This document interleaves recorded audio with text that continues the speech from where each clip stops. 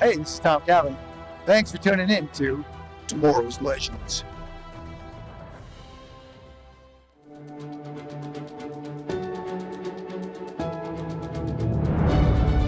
You think you know the story. You've heard it 100 times. But this is not the tale that you know. For this part of the story has yet to be written.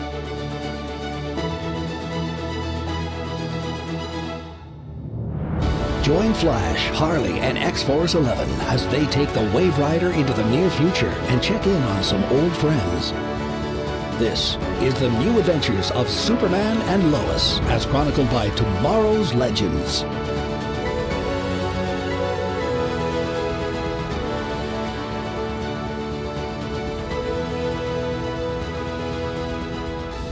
Hello, Legendaires. Welcome back to Tomorrow's Legends. We are here to bring you another side mission on the Wave Rider as we're finding ourselves grounded outside Metropolis in a small farming town called Smallville. And we're covering Superman and Lois, and this is episode 2. I am the Flash. I'm Harley Quinn. And I'm X-Force 11. Hello, Legends. Hello, Gideon. So, Gideon, I got a question for you. Are you enjoying the new Superman show? Yes, Captain. And wouldn't you say it's kind of a little bit better than Legends? I don't know what you're talking about. Oh, come on, Gideon. You know I'm right. But what would make Legends better? Maybe if they brought you in as a regular character all the time, like a team member? You're dreaming. All right. Well, what about that AI on Lex Luthor's ship, Gideon? I mean, do you know who that is? It almost sounded like you, but I don't know. What do you think of that AI? What a bitch. Well, I think she's in a bit of a mood tonight, everybody. That's one way to get it started. Don't get on Gideon's bad side. Exactly. Boy, oh boy. Well, we'll check back in with her after maybe a few more episodes, see if she comes around a little bit. But I'm not meaning to hurt her feelings. It's just, we'll have to see. When Legends comes back, we'll have to see. So we got some news, guys, here. X-Force 11 got some news on the agenda for us to talk about. Let's get into that. We interrupt this podcast for a special report.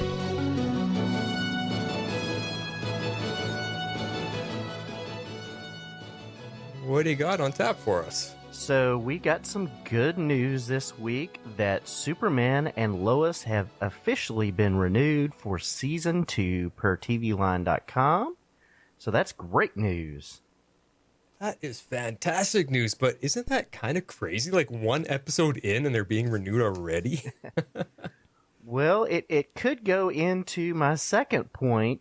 The Live Plus 3 DVR playback numbers came in, and the premiere audience swelled to 2.71 million, and that demo rating grew 68% to higher than 0.6, and that is huge for a CW show. That's like way up there when you're thinking about getting 4.4s and 0.3s and things like that. So I think they knew that they've got a winner on hand and decided, okay, let's be safe and go ahead and renew. Let's be safe. Love it. I'm wondering too, like the people behind the scene, whoever's in charge, they probably get an advanced viewing of the episodes before we get to see them. So they've maybe seen the first 5 or 6 to understand what's coming and also add to that, like, whoa, okay, there is something good here. Yeah, definitely. And I was doing some research. I put this article in the Facebook group, but just kind of a breakdown. We've been pondering about comparing this show to other shows, and that TV Line article makes it sound like that this may be a different reality in the Arrowverse, maybe not, but one of the quotes that I pulled said, "But in the same way, you can tell from the first few episodes of Superman and Lois, it's not the same as other Arrowverse shows. It's fair to say that this will also unfold differently. It's a familiar character. It's a new character all the same. Just like the fans enjoying watching as it comes out, I'm going to enjoy watching it unfold when the scripts come out." And that's from Tyler himself. So, Still no clarity, but it makes it sounds like they're kind of doing a soft reboot with things. But we'll see how it goes. Yeah, well, and I guess depending if John Wesley Shipp's The Flash shows up on this show like he's supposed to show up on, or even Diggle, I should say, if he makes an appearance, I mean, that will connect things, and I guess we'll ultimately find out maybe at that point where everything really lies. Right. But yeah, it's a little bit cryptic, but it's, you know what, whatever. I think I brought it up before with everybody complaining about Crisis and trying to connect everything. I think it's just really logistically too hard for them to have all the shows continually connected constantly from start to finish. So if this one's going to sidestep a little bit to be able to write a really good story for this show, I'm okay with it. I'm fine. Yep. Agreed. Yeah. Cool. And wanted to get a quick shout out to John and Justina over on Made of Steel. I got to join them this week for a quick review of Superman and Lois, and they graciously said this would be their one time fully covering an episode. They may talk about things, but then they pointed everybody over to us to give them the full coverage on Superman and Lois. And we just want to say thank you so much to the two of them being our super friends. And if you're interested in Supergirl for its final season, please go check them out over at Made of Steel. Yes, I'm glad you brought that up. And just thanks, John and Justina. I don't know if you guys are listening to us here for Superman and Lois, but I didn't know. I didn't know they were actually going to cover the show. So I'll have to tune in and see what they had to say, because I'm very curious. They were both very hesitant about this one because they're such Supergirl fans, and I think there's a little bit of, unnerved feelings about losing their show and just for Superman to come in. So I'm curious. But as you said, they are super friends, and all of us together are gathered together from the cosmic reaches of the universe. So there you go. Yep, good friends. All right. Well, that's awesome stuff. Let's get into, let's not get into our show. We've got some pre-show feedback here. That is first. Yeah, people have been sending in feedback after we recorded last week because they still wanted to talk about the first episode. And right off the bat, we're going to get into one from Comic Geek Kev. And he says, "Welcome back. I was hoping to be able to get my feedback in on time, but due to various circumstances, I wasn't able to watch till long after the first airing. Hopefully I'll be able to keep up for future episodes. This show was great. I have a few issues, but overall I think it was fantastic. The effects were very well done, the performances were great, with a few minor things here and there, and I'm already hooked with the storylines. The car save callback to action number 1 was phenomenal. That whole montage setup was great. No reason to go through all the detail of his origin or spending months or years on the Lois-Clark relationship that we know the outcome of. That was very well done. The death of Martha was touching, and Hoechlin did a great job with it. I'm not a huge fan of kids in shows like this, and I still have a few reservations, but for the first episode, I think they handled it well. And having Lana have kids is a good idea. I really don't want to see any sort of Clark-Lois-Lana issues, and I don't think they're going to do that direction at all. I agree with that. Speaking of Lana, I agree with Flash that she seems a bit off, but I guess I'm comparing to previous versions. Since this show is going to go its own way, I'm interested to see what they do with her. I'm assuming she and her family will play a fairly large role. Yeah, maybe we'll talk about her during this episode. I was a little bit better with her. This one, once we saw her kind of at home in her family life, so we'll see where that goes. He continues, I love that Sam Lane already knows Clark is Superman and that he makes it well known how he feels about them as a couple. I fall into the camp of Captain Luthor being from one of the Earths lost in Crisis. Speaking of Crisis, I hope they address whether or not this is the Earth of the rest of the known Arrowverse. If not, that's fine. I just hope it's made clear at some point. But for now, I'm good with leaving that up in the air. Yeah, that's going to be the recurring question, eh? What Earth are we on and what Earth is Luthor from? I think we'll find out. I got more thoughts, but I'm already late. Looking forward to the next episode and the next podcast. In the meantime, I'll give this one 9.5 out of 10 mysterious Luthors. Comic Geek Kev. Awesome stuff, Kev. Glad you're here. And like as we had said, I think just talked about it. If you're late getting feedback, that's okay. We're going to include it right here at the top of the show next week. So keep on sending it in. That's right. Next up, we got somebody new here, and X-Force is going to take this away because I believe it's a friend of his. Yes, so this one is from Annabeth Blue, and we'll get her superhero name a little later in the episode, but I connected with her and a couple other folks via Twitter back in the Smallville days and encouraged her to check out the podcast, and so she was late getting to watch, but here is her feedback on the first episode. Hello, Annabeth Blue here. Sorry with my late feedback. Hopefully I'll be able to watch future episodes in a more timely manner. Here we go. Everybody's so apologetic. It's fun. It's okay. Something I love about this pilot is that I can see that they're going to focus on the character of Clark and the family. The reason why I love Superman so much is his character. Superman isn't just this goody-goody savior character. I know people see him that way, and some people don't like him as much because of it. But I see him differently. He's complex. He struggles and he has deep emotion. He, at the heart of everything, is deeply selfless. Maybe flying into a fire to save people doesn't seem like a big deal because he won't get hurt.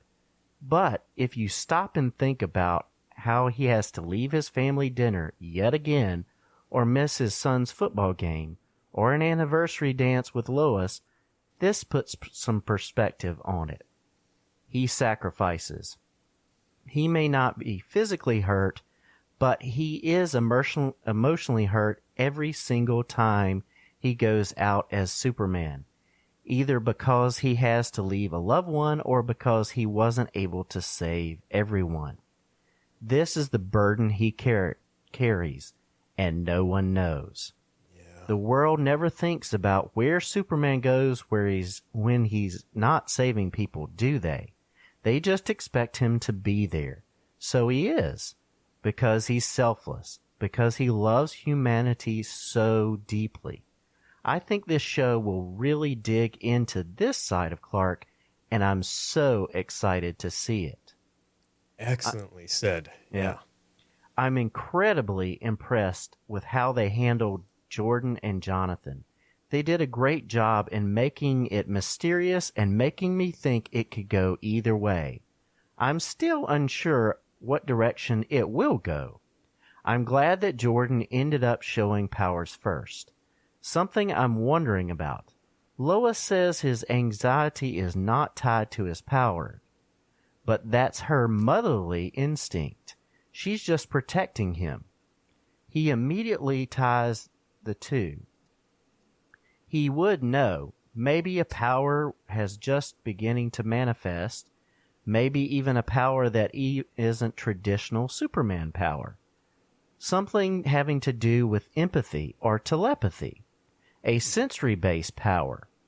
Those things could cause severe anxiety if not fully understood.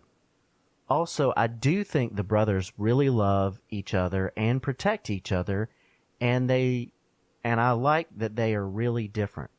The writers could go in so many directions with them. Jonathan could end up being the bad one because he's tempted by the power and fame. He's already got a taste for it at a young age. But I will note, Jonathan jumped up to protect Jordan from the falling pipes.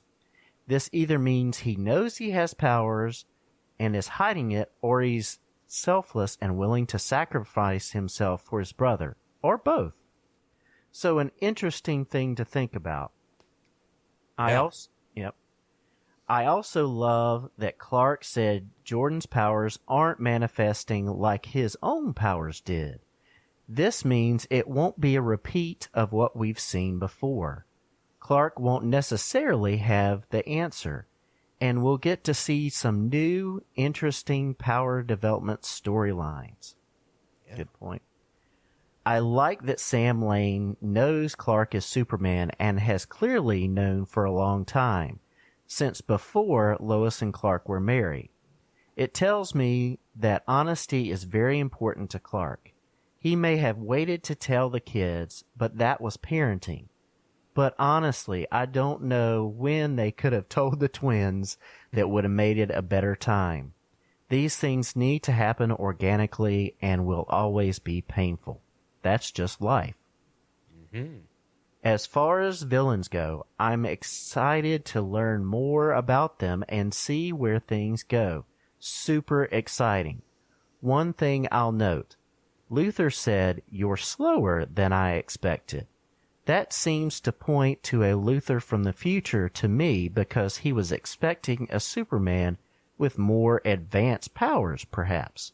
It's an interesting thought. Interesting. Or Superman was holding back, which I feel like he does sometimes. He doesn't go all out unless he has to. Yeah, that's true.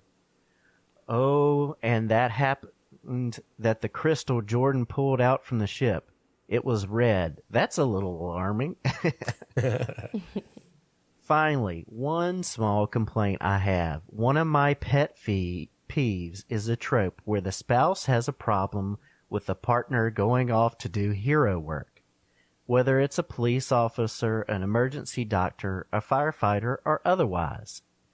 They knew what they were getting into. I feel like much of the time this device creates a story that has no depth. It never takes into account any understanding or connection in the relationship.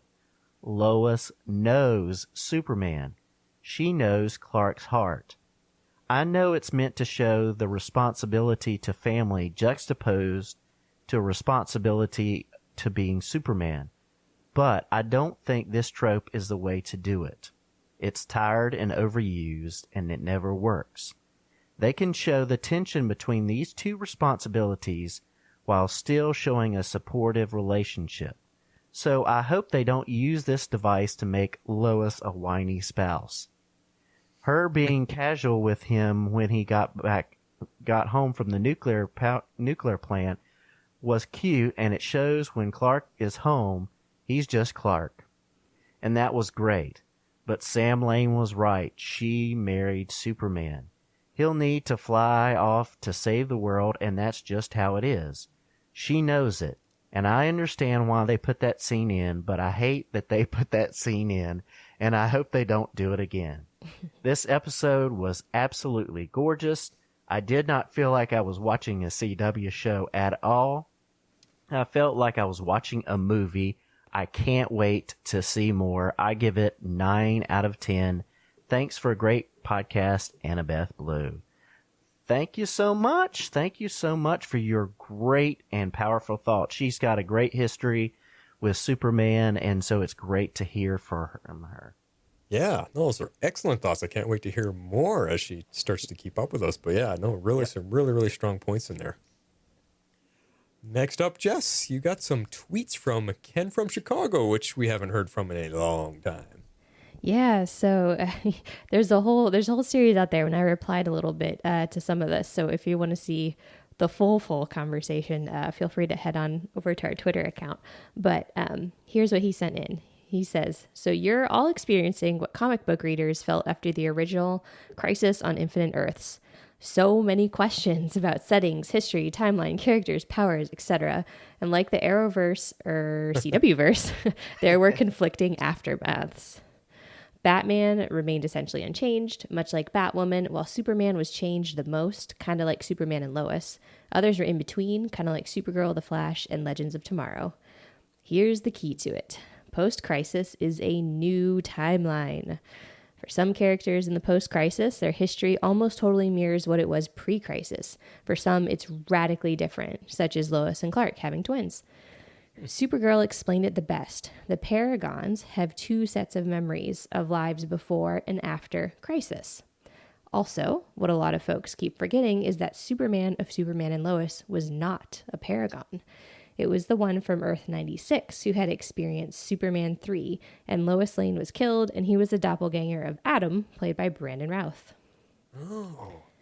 So why was... it's coming back. Okay, yeah. Yeah, no, he was not a Paragon. I do think a lot of people forgot. Yeah. So why was Superman surprised when Lois mentioned his sons, plural? A lot of folks interpret it to mean he didn't remember both sons, but the powers that be filmed it in a way for multiple meanings.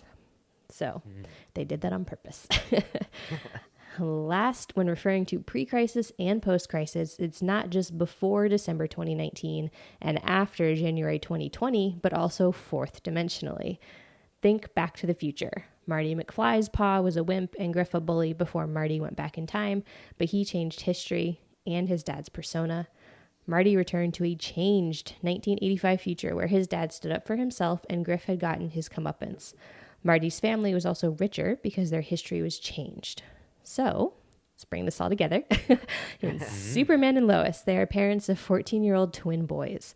While the show could be set 14 years in the future ahead of the rest of the Arrowverse, it's also possible that it's contemporaneous to allow crossovers, and their personal histories have been changed. It's like comic book history. Adaptations can draw from pre-existing history, but they're not bound to follow it beat for beat. That's why I didn't quite understand how Green Arrow and the Canaries would work set about 15 years into the future. They'd constantly have to worry about spoiling events the rest of the Arrowverse hasn't dealt with. Wow. Well, I think our job is done here. That's the end of the show. Crisis explained, y'all. Oh, Jeez. Thanks, Ken, from Ken. Chicago. Wow. I mean, not only did he reminded me things, but he also pointed things out that I maybe didn't pick up on. That was fantastic. Me too. Yeah, that's why I wanted to include it because I read it today. I was like, whoa, light bulb. Yeah. Well, that's good. I mean, yeah, I'm glad you're up on the up and up with the Twitter account because I did not see any of that. Yes, I'm a fan of the Twitter. Y'all are usually talking to me if you're out there. Yeah. Or at least the Twitter maestro. All right. Well, what a way to kick off our show. That is awesome. I think that has our eyes and ears wide open now to maybe understand this episode a little better. And we might have to rewrite all our notes as we go here. Right? I was just thinking that. All right. Let's kick it off with our impressions and ratings of the show. Harley, what you going to do with this one?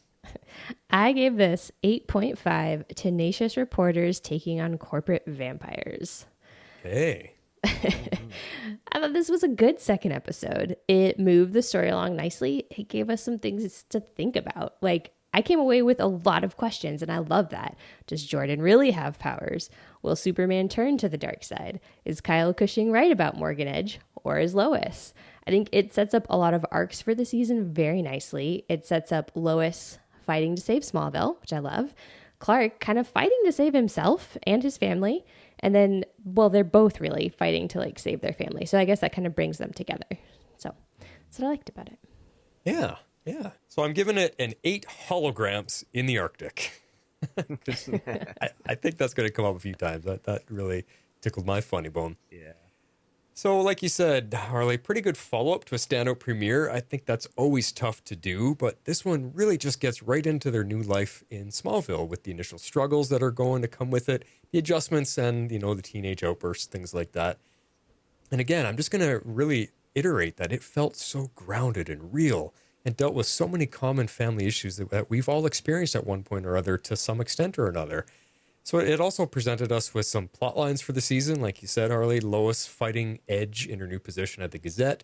Clark trying to figure out who this stranger is because he doesn't yet know it's a Luthor and why he's there. And Jonathan is actually getting his own nemesis at school in the name of Sean, the big football bully. So, yeah, I think this episode was laying out the groundwork to tell us this is what you're going to get this season. Definitely. Yeah. And I gave it 8.5, walking out of the planet like a boss. So I absolutely love that. It's hard to follow up the pilot, but I think they did a great job. The special effects were still excellent, but even more than that, they were digging into people's characters and motivations, and that's what makes good storytelling.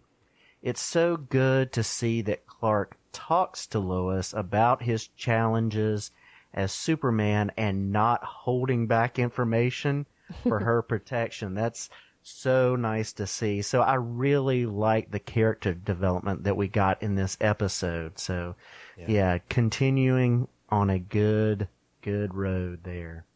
Yeah, well, I don't think Lois would stand for that anyway. She is way too much of a stand-up tough kind of lady. So if she knew he was holding back, she'd let him have it. 100%. Well, let's move into our talking points. Meanwhile, at the Hall of Justice. A few clips to play for fun here. All right, where are we going to kick it off with there, Harley? All right, I'm gonna stick with organizing by character. So I wanted to start with the name of the episode, which is Heritage. So we're gonna chat all about Jordan and Clark and those scenes and how they all went. So I thought this was a pretty interesting development here in the beginning, where his parents essentially suspended him from school. Until him and Clark could, kind of get more of a handle on his powers, or like figure out where they're coming from, or just see if he could get some sort of control, which he definitely hasn't acquired, but it was just an interesting tactic. I wasn't expecting that.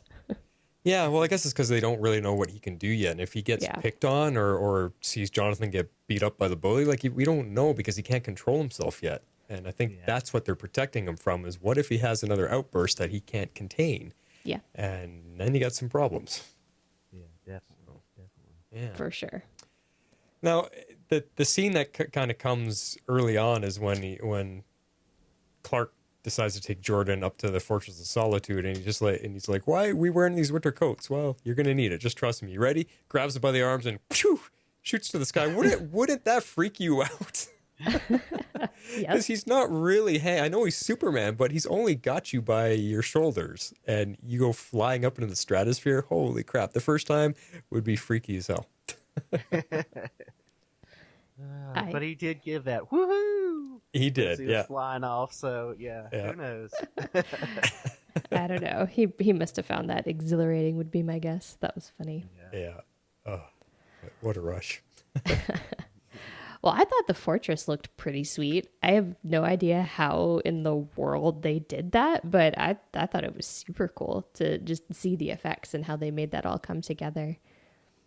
Mm-hmm. Yeah, well, it's interesting to see how every iteration of this Superman story shows the Fortress of Solitude. It's always, some have been really jagged pillars of ice, and some have been, actually castle-like looking, and some have just been like caves in the ice. And so this one kind of was a bit of a mix of everything. Yeah, no, it was cool. I like the little video that they showed of Krypton here. We've seen many versions of that as well, what Krypton looks like in the recordings. And this was their version. Again, it was really cool. Yeah, no, I agree. I thought it was super cool that Jordan kind of got to hear about the history. Like, it also reminds the audience a little bit, or clues people in, maybe people that, aren't as hardcore Superman fans. So I liked that as like kind of a ploy. The only thing that kind of bothered me a little bit, and I saw this a bit on Twitter too, is shouldn't Jonathan also be able to like witness this and kind of hear about this firsthand? What do you guys think? Yeah, I agree. They both should get to learn all the stuff about their heritage, but I think that this is part of Clark struggling with, being Superman and trying to be a normal family life too. So he's got to send one kid to school, because it'd be really weird if school starts and they're both homesick already. Right now it makes sense because they know the explosion happened at the party and Jordan's not feeling well from it. So, okay, that's fine. And, and I mean, and this is also part of the story as it leads through this episode. The two brothers are going to have a bit at odds with each other. There's going to be some jealousy at play here, and that's what kind of kicks off a little bit here. So I think, it leads back to last week. We were talking about why would they only bring Jonathan to the fortress to get tested when he was a baby and not Jordan? You were asking that, Harley. So now it's kind of the opposite. Well, why is it only Jordan that gets to go? So yeah, they're definitely splitting it. Yeah. So we'll see. I think that's a through line right there. He'll eventually get them both up there, I'm sure.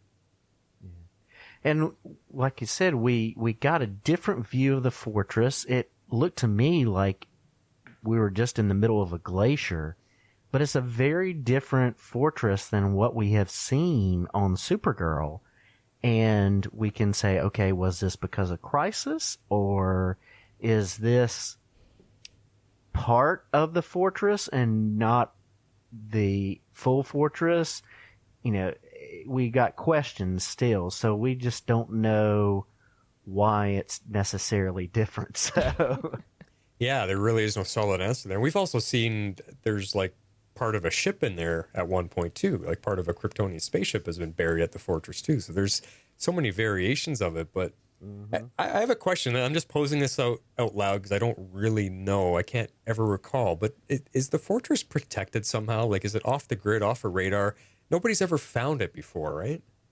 Well, the lore is that, and they walked this out in Supergirl too, but the lore is that the fortress has a door on it in the comics that can only, like, the key can only be picked up by somebody with super strength. So the key to the door, you would have to be Superman or somebody super powerful to lift up, to put the key in to unlock.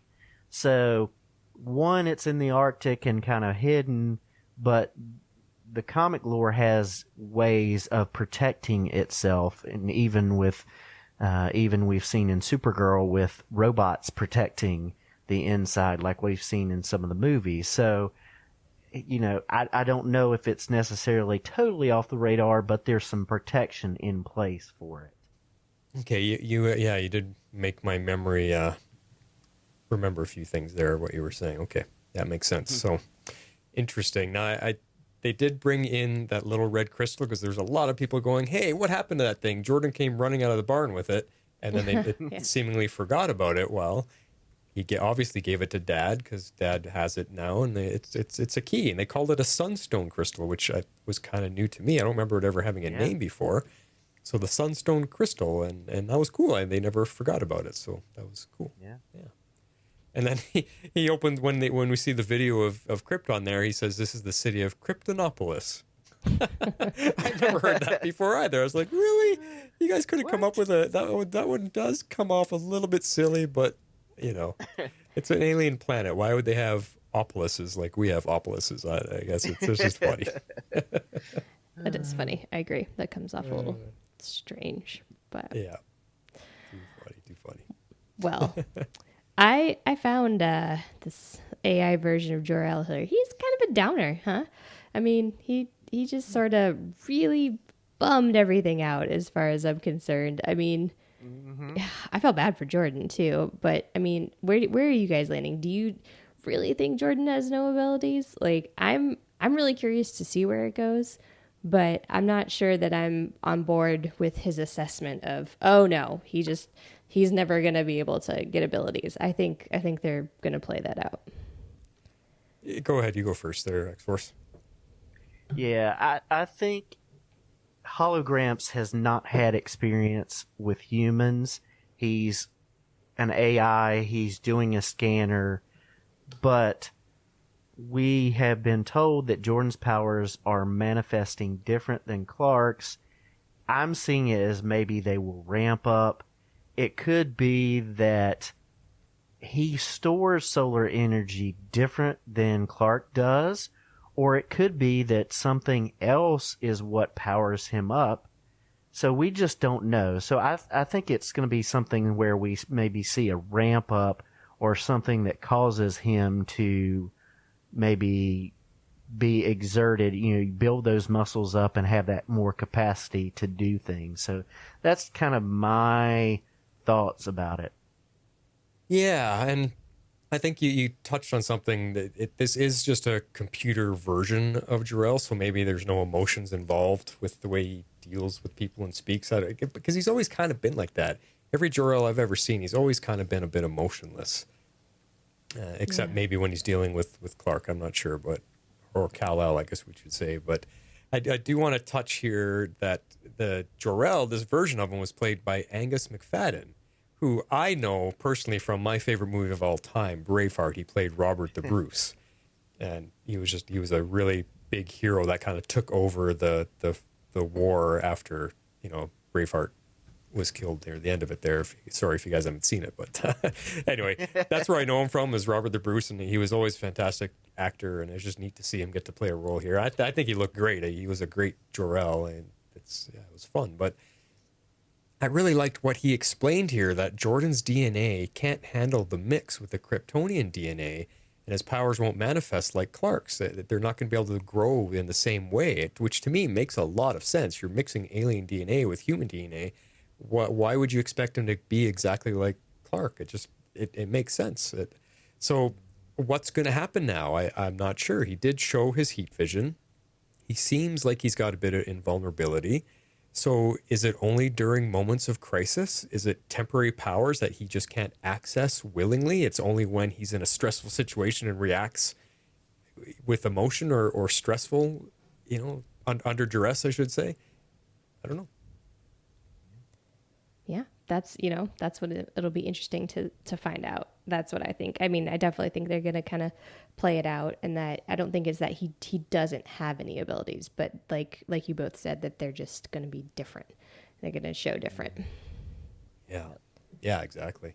Oh, and one other point I had about Jor-El, he's always kind of had a bit of a superiority complex over humans. He's always felt superior in versions we've seen of him. He likes humans because he left his son with them, but he's always felt that they're better than we are. Yeah, well, I can understand that. Yeah. Yeah. I wonder because when a Kryptonian comes to Earth, they get powers from our yellow sun. What would happen to a human if they went to Krypton? Have we ever explored that? I have no idea. I don't know. I doubt it. Just curiosity, Because what color is their sun? Is it what Krypton has It's a red sun. So yeah, how would that affect humans? Curious. Interesting. There you go. Fan fiction. Write it up. Let's go. All right. Well, let's move on and talk a little bit about Jonathan. He's our new kid in town, and he has managed to land on the wrong side of the football crew. Poor guy. Man, they are just setting him up to fail. They are really holding this grudge. They made sure he didn't get the playbook. They're completely messing him up in practice. I don't think any of those mistakes were necessarily his fault. Looked like that football got knocked out of his hands, and then he got drilled by Sean. Yep. Oh, I felt bad for him. Yeah, I mean, he's the Star City quarterback, and he's getting knocked down a peg here, or maybe 2 pegs here, maybe 3 pegs here.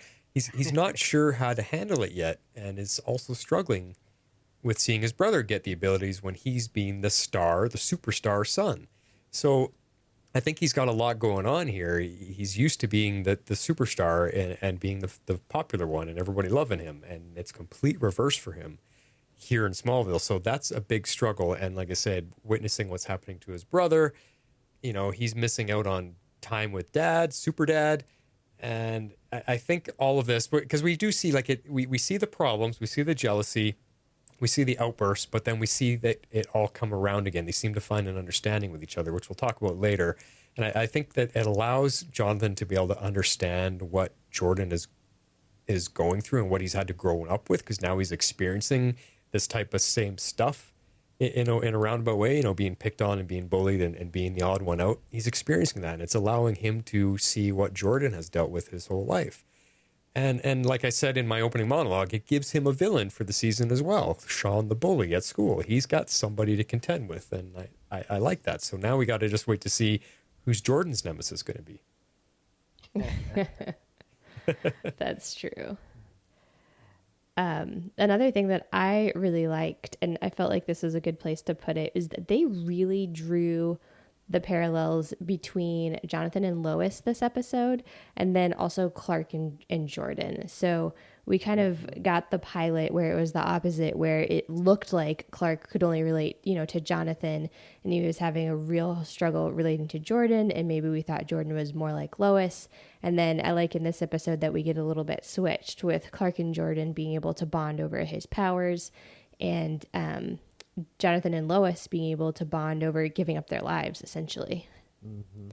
Yeah. So that was great. I really enjoyed that understanding between the two of them there, that conversation there on the stairs. It was really good.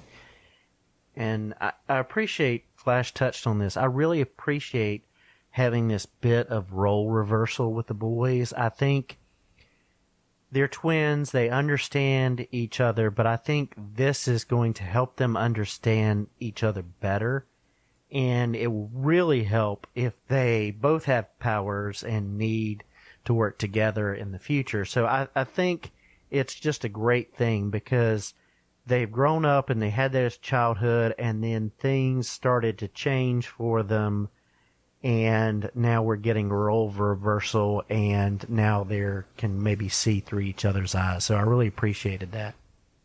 Yeah, no, I totally agree with both of you guys there. It's just it's just great to see what they're developing between these two, and they're allowing them to, no matter which characters you're pairing up, it's like you said, paralleling. They're getting to witness and experience what the other has already gone through all these years of the Superman story that we already know. And now that we're getting to see the opposite sides of that and the reversals of that, and it really is just building depth so quickly to the show and depth to the characters. So yeah, it's great. Yeah, I agree for sure. And then, like you said about the brothers there, I just like seeing the brotherly love in a show instead of rivalries all the time. Because how many shows, whether it's a superhero TV show or a family drama or a cop show, siblings are always at a rivalry. We never see them supporting each other. In this show, yeah, like I said, there's just a bit of jealousy, but look where it comes back to. They're there for each other, and I like seeing that for these boys. It's great. It's different. They're definitely stronger together for sure, I think. All right. Well, let's chat a little bit about Lois, possibly some of my favorite scenes of the entire episode. I absolutely love that going into that city hall meeting, she tells her boys not to make a scene and then does exactly that. I was so rooting for it too. I was like, yes, get him. Take him down. Oh, I am so down for that. The only thing that I did notice, and I mean, the man is good. The man is good. The dialogue is good. But you know what I mean? Like, the character, like, he knows how to play that audience. He knew exactly how to take that and spin that and just turn it on Lois. Oh, so good. Loved that. He made Lois look bad. I mean, you could see the reaction of the town. Half the town is going to be against her, I think, for a while now, because he made her stand out and made her a target. And everyone's like, oh, look at what you're going to do. You're going to ruin the chances for us to get work and bring money to this town. Like, they all looked at her with that, daggers in their eyes. Like, wow. Yeah, he turned that on her big time. He did. And it's a tough situation. You look at it from one perspective. He's bringing money into the community. So how can they really turn that money away when the town is struggling? I mean, you can see how hard the town is struggling. Or does Kyle really, he's also got a point, like saying that they're going to sacrifice in the short term. They know they're getting the short end of the stick because it's worth the long-term gain to them, because if they take nothing, that they still have nothing. So they need something. So I thought that was a very interesting point that Kyle had. Yeah, I agree with you. And you kind of can't disagree with the angle that he's coming from, but he might also only be seeing the surface, though, because I think he's bought in too fast. Kind of like an infomercial fooling you into buy now before it's too late kind of tactics that they have. By the end, you have 5 minutes left for the special 20% discount, and act now and get 2 for the price of 1. I feel like he got fooled into that type of scheme because the town is struggling, and that's what Morgan Edge is really good at. He takes a town that is having trouble, and when you just present the pot at the end of the rainbow, it's too easy to want to go for it. And I have a feeling that might be what happens here, because we know Edge isn't going to ultimately end up being a bad guy here. He's not bringing anything good to this town, so we'll just have to see.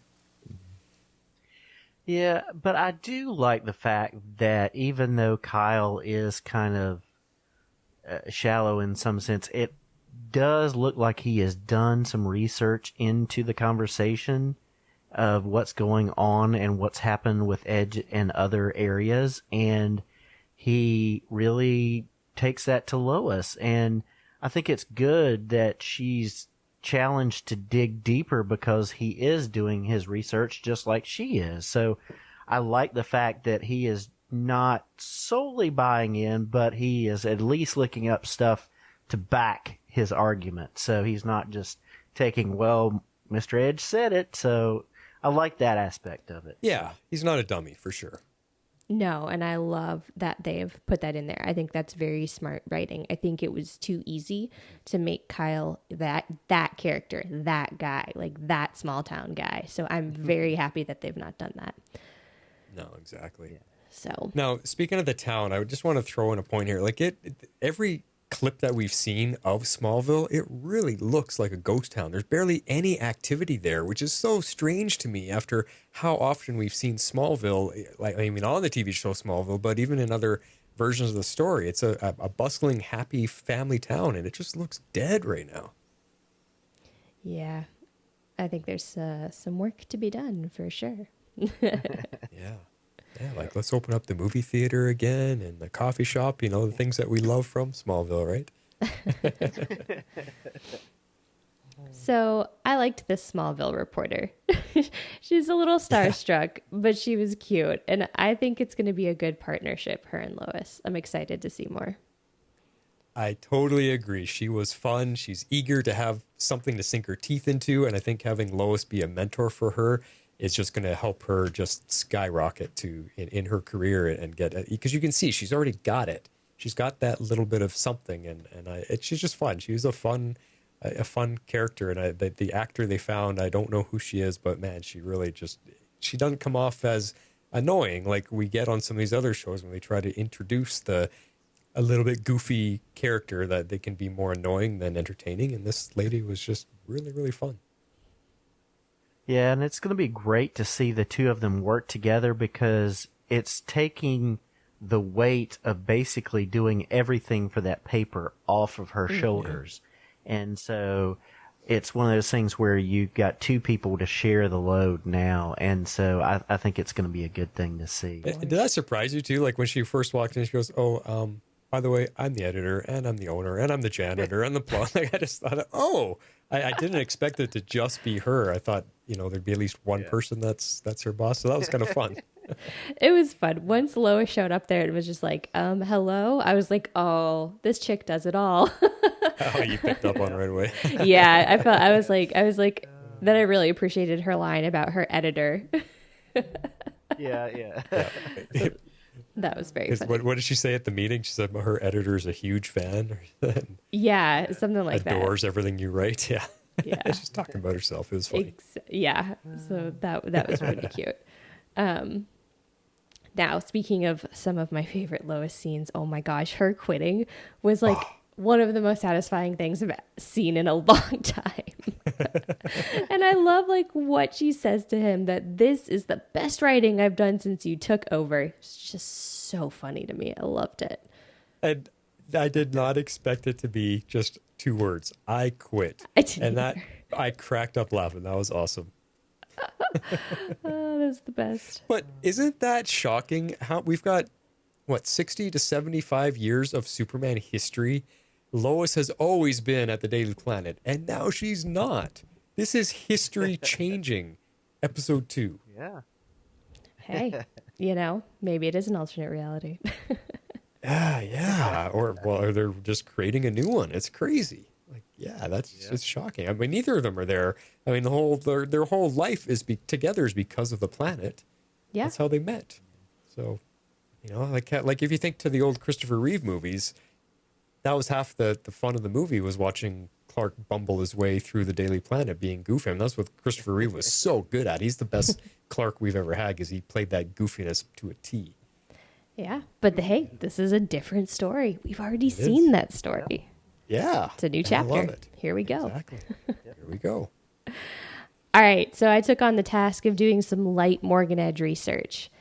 Here's what I found out about dude from the comics. Yes. He's a media mogul and personality who owns the Galaxy Communications Company, a competitor to the Daily Planet. In this case, he ends up buying the Daily Planet, so that's a slight change. His organization's connections to Intergang have made him a direct servant of the evil dark side on Earth. This position has made him an antagonist to Superman and an ally to his alter ego Clark Kent. Interesting. He has also been involved with the Superman Revenge Squad. Okay. Never heard of that either. But you know what he sounds like to me? What's on X-Force on Supergirl? What's the guy from the first season? that is also a competitor to the magazine. What was the character's name? He was only in the first season, and he was kind of a science guy and, building tech and stuff behind that. Oh, Maxwell That guy. Lord. Edge and Maxwell Lord seem very similar to me. Well, there was a Morgan Edge in Supergirl, which I think one of you brought up last week, and I did some looking and found out that Adrian Pastar played him. Like, I mean, I like this dude, but man, Adrian Pastar is such a good actor. It's such a shame they switched actors because he's so good. I would have loved to have seen him come over to Superman and Lois.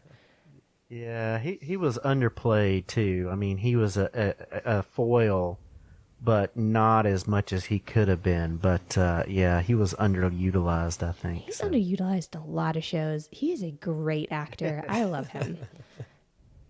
Well, it's interesting stuff about Morgan Edge. There's not a lot there, but I think there's something that they can build on without too much crying out from fans if they do change things, because it doesn't sound like Edge was anything super integral to the Superman story. He was there, but nothing deeply intertwined with Superman. I don't know. It just, we'll have to see what they do with it, but I think this allows them the freedom to go with it where they want and create a character now for Morgan Edge, or create a story for him.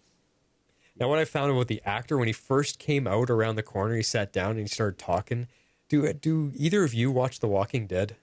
Nope. I used to. Okay, well, maybe other fans out there, but he just reminded me of a clean-shaved Negan from The Walking Dead. Negan is pretty much the worst of the worst in the villains in The Walking Dead storyline. And this guy looks just like him, just Negan's all scruffy with a beard and mustache and stuff. And of course, unkempt most of the time. But I was like, wow, that's a cleaned up Negan. Look at this guy. Uh-oh, we're in trouble. That's funny. So, moving on to General Lane. Let's go on to Mr. Sam Lane. All I can think of from this episode is, this guy's a piece of work, man. I am not a big fan of Mr. General Sam Lane here. Yeah, me neither, eh? Yeah, and here's my bone to pick with him. Like, does he really think his strong-willed, independent daughter would just pick up and move just because Clark said so? Like, come on, dude. No. Like, they have a partnership. They decided together what was best for their family. And, if anything, it's going to be Clark going along with what Lois says. And so it drove me crazy. Like, I get that he's a worried parent, but it's not his place to judge. Like, parents, I get it. They're always going to be concerned and they're always going to think they know best, even when they don't. But really, I did not think a guilt trip was the best move. Like, it just makes him, I hate him. Yeah. Well, he's a military jerk, simple as that. The military always thinks they know what's best for everybody in the world. So I think that's just the attitude that's coming out of him. He's always presented that, even in his own family. So, yeah, it's weird. I think he's conflicted because, like, you see two sides of him because obviously he wants what's best for his country and he also wants what's best for his family. And those things seem at odds because of Clark and Superman playing that role.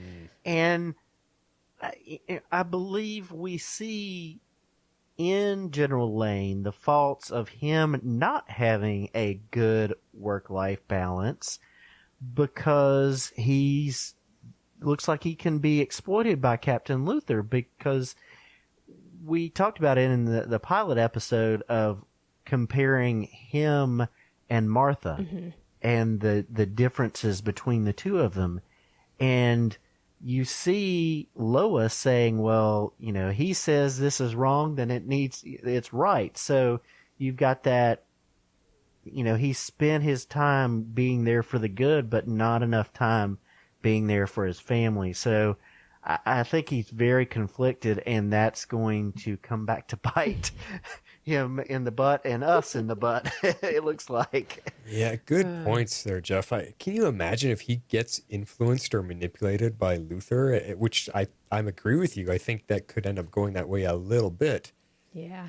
Now, another point that came to me while you guys were talking is, do you think I know there is some human emotion in there somewhere, but I also get a feeling that he looks at Superman as more of a weapon to be utilized. Yes, I think that. Yeah. Yeah, he's a tool. That's another way to put it. Yeah. So we'll have to see over the course of this show if he ever softens up or not. I mean, it might have to take Lois being in some serious trouble, and if not for Superman being there to save her, that might soften him up and go and finally be like, okay, Clark, now I know I owe you. I'm sure he's done it 1,000 times already by now, so I don't know what it would be. Did you notice too, though, when he was the spaceship showed up, they were watching it from the military base, and Luthor's ship shows up, he didn't even really flinch or react or seem surprised that there's a spaceship flying through. So I'm wondering, is this version of their planet, because again, we don't know, or is he just used to aliens visiting? Because I would have thought there would have been some type of reaction, like, holy crap, a spaceship? Where's this guy from? And it didn't even faze him. Maybe that's more commonplace. I don't know. Like you said, it was on Supergirl, right? Aliens were very commonplace. Yeah, they're pretty out in the open on Supergirl. Now they are. Yeah. Maybe they're taking that same stance. I don't know. That's an interesting point. I didn't think of it that way. But I don't know. Something to keep an eye on. Maybe, I mean, he's military. The military has a ton of knowledge and secrets that the public doesn't know about, so maybe he already knows about stuff out there that we wouldn't know he knows. like stockpiling and hoarding all the kryptonite on the planet. There you go. That's one I didn't see coming. Yeah. So why is he doing that? Is it a defense plan for if Superman goes bad? Because if so, that's a very Batman move. Batman's already done that, right? Yeah, Batman's got a contingency plan if anybody goes bad. He knows how to. Exactly. He's the ultimate strategist. So is this what General Lane is doing? And if so, this could be where if Luthor continues to tell him the story of what his Superman did, and General Lane starts looking at their Superman and going, uh-oh, what if? Well, I'm prepared because I've got all this kryptonite. So there is that link, Jeff. I think you're right that he might end up going the wrong path for a little while. Yeah, and I'll get to that further on when we talk about Luthor. But I definitely see that as a possibility. Okay. So. Well, speaking of Luthor, that's next. All right. Well, let's just jump right into Luthor, because this was the whole thing that he was doing all episode, was searching high and low for more kryptonite. But until the end there, we just kind of think Earth is just fresh out. Like, where's all the kryptonite gone? It's just not there anymore.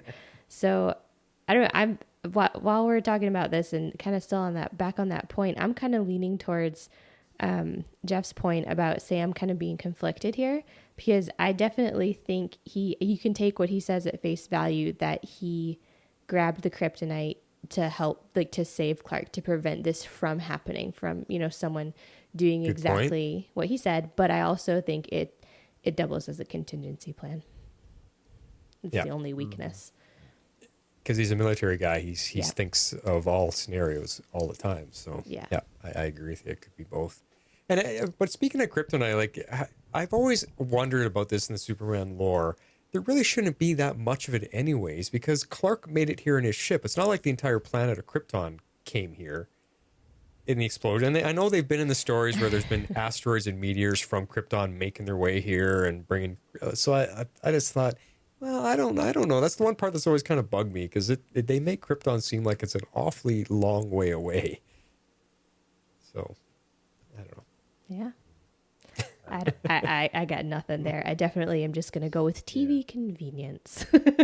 Well, yeah, we'll see. Like, Smallville had the meteor shower, and maybe something happened similar, but not exactly the same here, and that's going to play into the Edge plan. Who knows? I don't know. Well, and if you remember the Superman Returns movie with Brandon Routh, I mean, Luthor had an entire island of kryptonite under the water.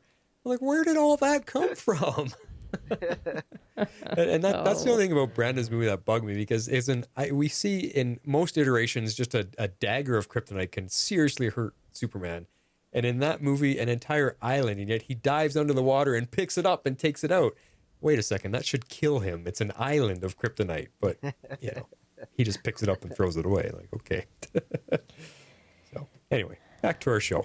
I was saying, moving on. Let's talk about the first fight, because I thought this was quite cool. He was very much more prepared for this fight, and man, did it look good. Oh, gosh. Just flying through the trees and them beating on each. Yeah. Oh, that was amazing. Amazing. I loved it. And it definitely seemed to me like Luthor was almost in this fight kind of testing Superman as much as I think he was trying to save his own skin. It very much felt like he wanted to see if Superman was going to choose to save the people or choose to take down Luthor.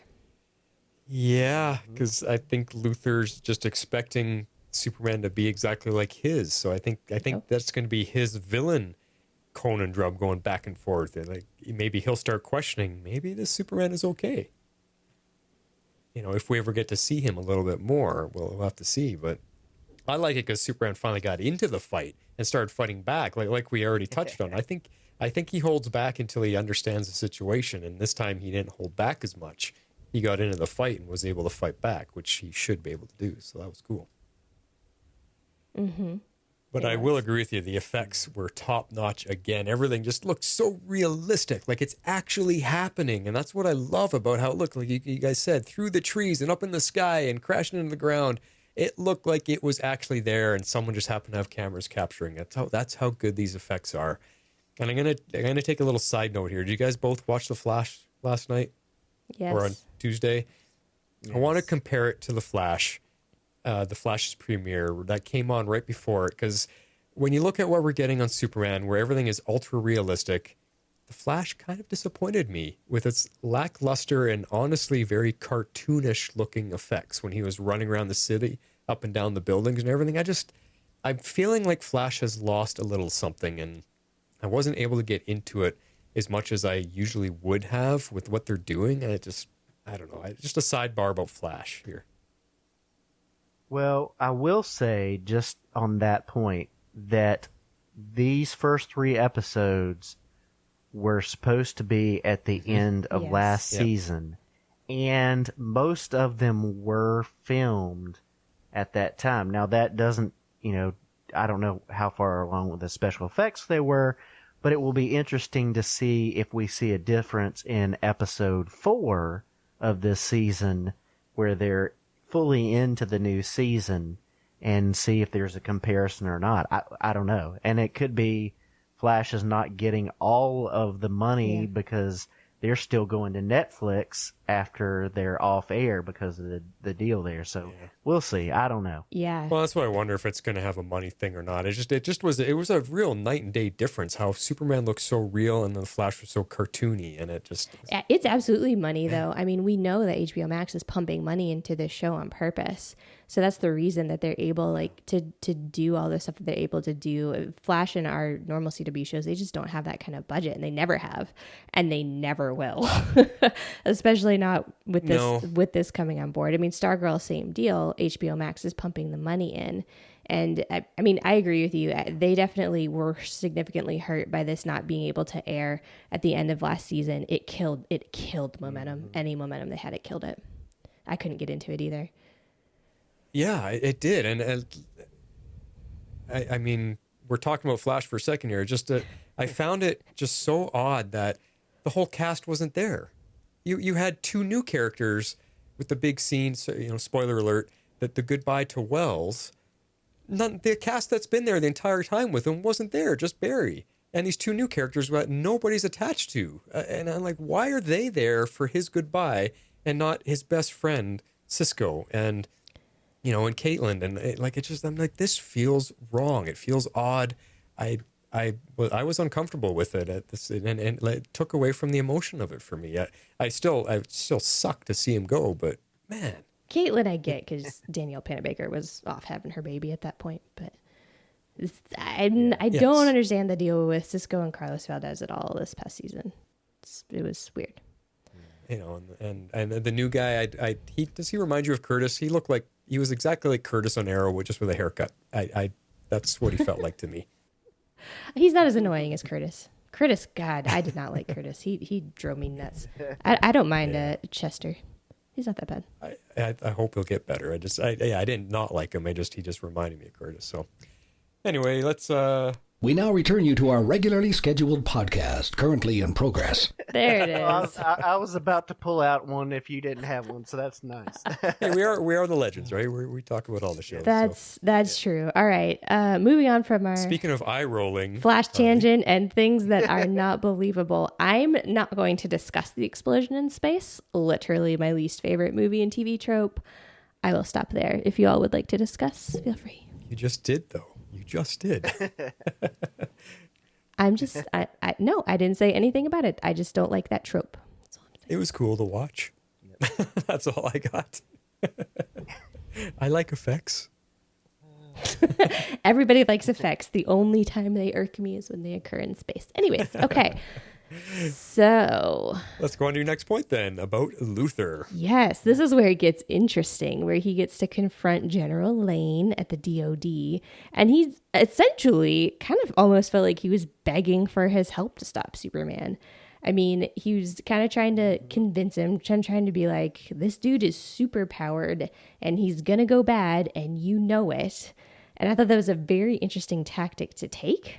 And I also thought this was a very cool fight. And when Superman kind of like takes his head off, I was like, what?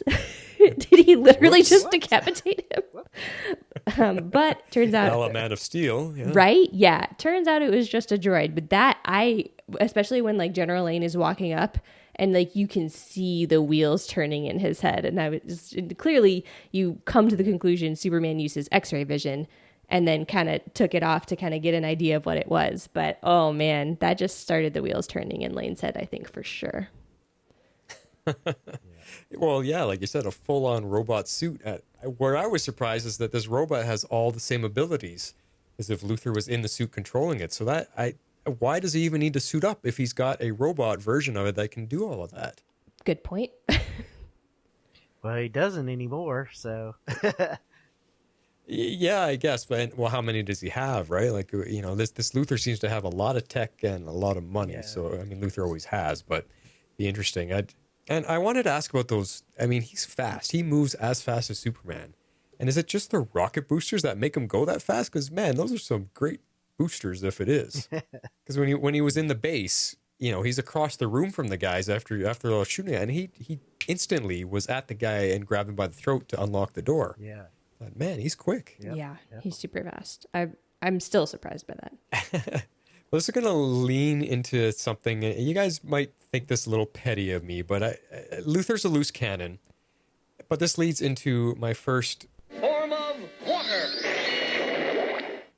nitpick of Superman and Lois, because it is kind of bugging me. And you might find this petty, like I said. Hasn't Luthor always had a deep, booming voice? Because this guy's voice is really driving me crazy. He doesn't sound intimidating at all.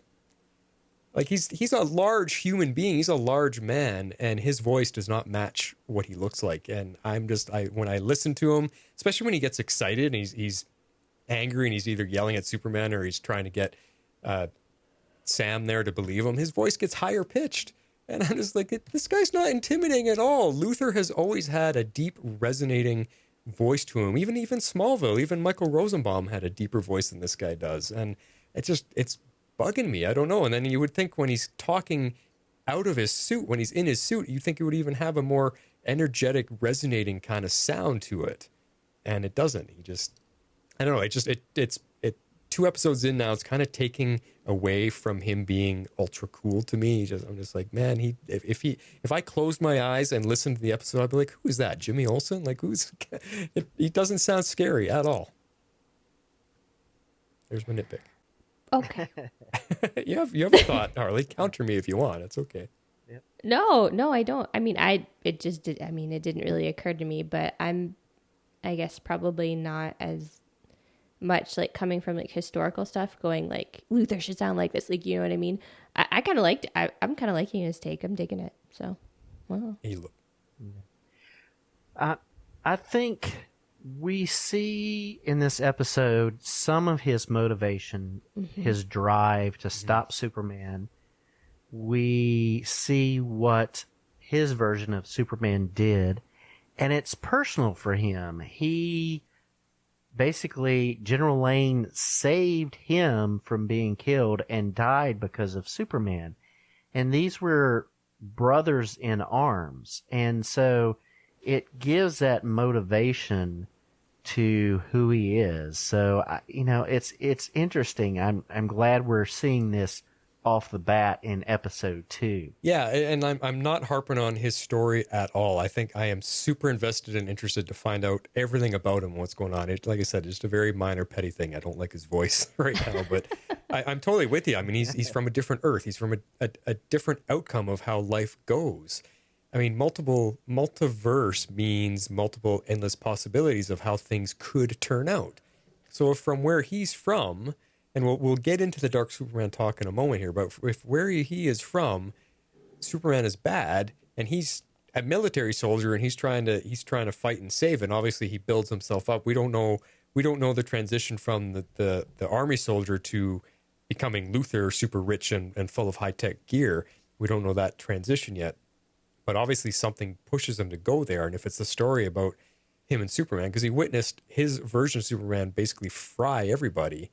So he obviously has a personal, I don't know if it's revenge or vendetta or that just traumatized him so deeply that he thinks all versions of Superman are going to be like this. I don't know. It is fascinating. And I think as we start to find out more and more about his Earth and where he's from, then it'll start filling in these little gaps. And yeah.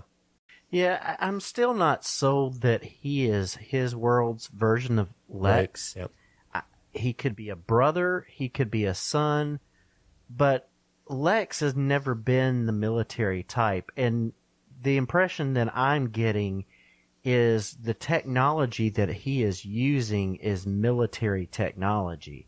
I'm not getting the impression that he is super rich and super scientific.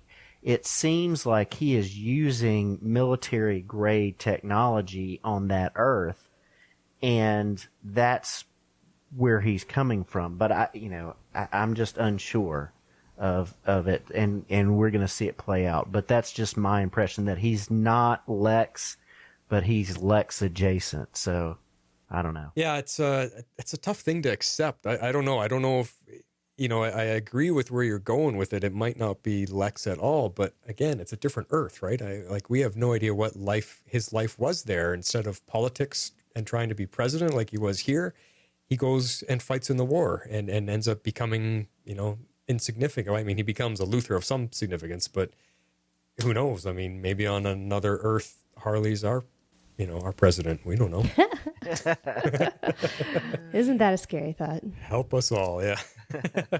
But yeah, it's interesting ideas here, and I think that's what's helping make the show really intriguing, is because we just don't know. They're really pulling on ideas that we've never seen before. So yeah, and if he is a Lex son or a brother, like you said, I mean, that's something different that we haven't seen live action either.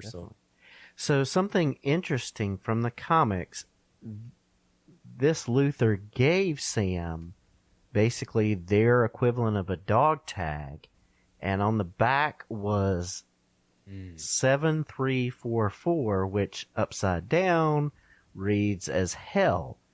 And this possibly refers to a defense of Earth that was set up in the comics against people with powers like Superman. It was a hybrid project that blended military know-how and some tech from Sam Lane with tech from Lex. So this could be just a Easter egg to that, or it could be a call out to what happened on that Earth and what this version of Lex wants to do with Sam, but who knows? I was wondering about that, so it's cool that you had a bit of history on there. I had no idea, so it's cool, and how they're going to bring that into play. Yeah, fun. Yeah, I think that'll be fun for sure. Cool stuff. Well, here we go. Let's get to the last little bit of the episode here. where I guess we can call this dark, quote, dark Superman, since we don't know which, quote, version of Superman this is. So really, I want to know, what do you all think? Like, which Superman is this? Because I think Martin's injustice theory here is looking pretty promising. My first reaction was that it was Kingdom Come Superman, because we had just seen that in Crisis, and so I thought maybe they were playing off of that. So what do you guys think? Yeah, I think it's a good possibility that this is not necessarily an evil Superman, but that was born that way and made that way, but one that became evil. Maybe he lost his Lois and his family. He went over the edge, and he's like, I'm going to protect the Earth no matter what the cost, and that brought him into conflict with the people that are trying to bring him down. I don't know. It's all up in the air. It totally is. And yeah, who knows if I'm onto something or not. I was just throwing out fun theories, but yeah, I mean, we know with TV shows, they can and usually do take known stories and manipulate them for TV to tell a similar story, but not be predictable, because they don't want to be predictable. That's why we never see comic accurate storylines. We see very similar ones sometimes, but I mean, that dark Superman on Luthor's Earth, what can that mean? Because we hear Luthor say, I need to stop Kal-El from doing to this Earth what he did to mine. And we saw Superman in his memories, or whatever we were seeing flashbacks for Luthor's world, he heat fried all of those soldiers. That's crazy.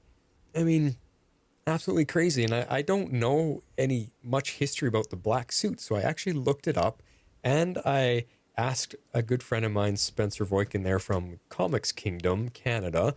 He owns his own comic store, and Superman has been his guy since he was like 5 years old. And if there's anybody that knows anything about Superman, it's Spencer. So I asked him about it, and the history of the black suit has nothing to do with him being evil at all. So I'm curious where people are getting this fear of dark Superman being scared of him, because in the comic books, it's always been a recovery suit. Anytime Superman has been mortally wounded or even died and needs to be resurrected, he comes back wearing a black suit, because it's able to absorb the sun's energy way more vigorously so that he can heal much faster.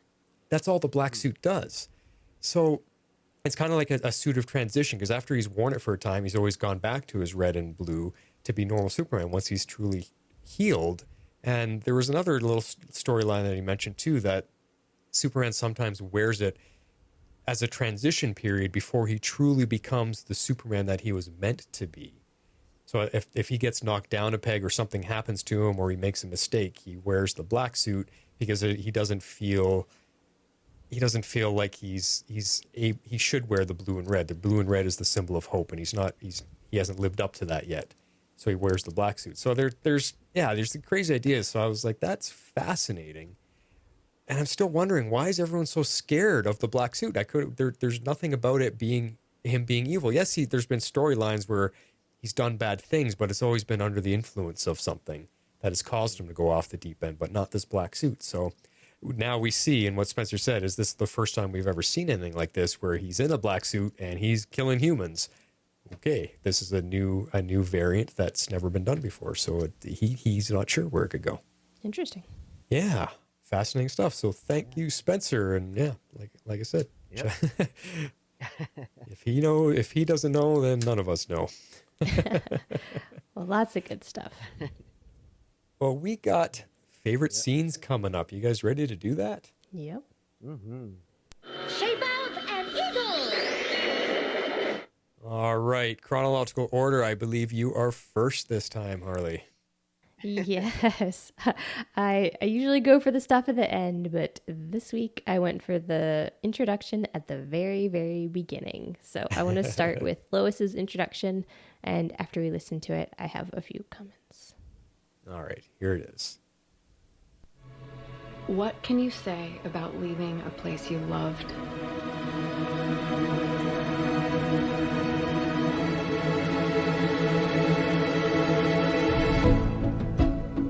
All the memories, all the experiences,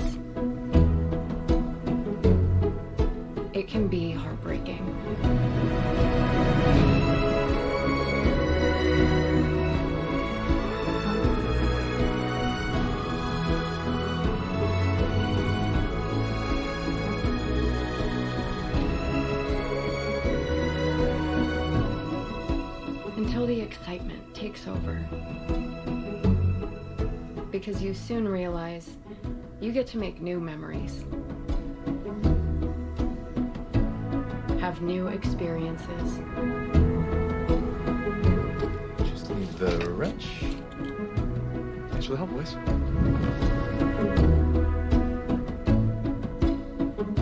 And best of all, fall in love all over again.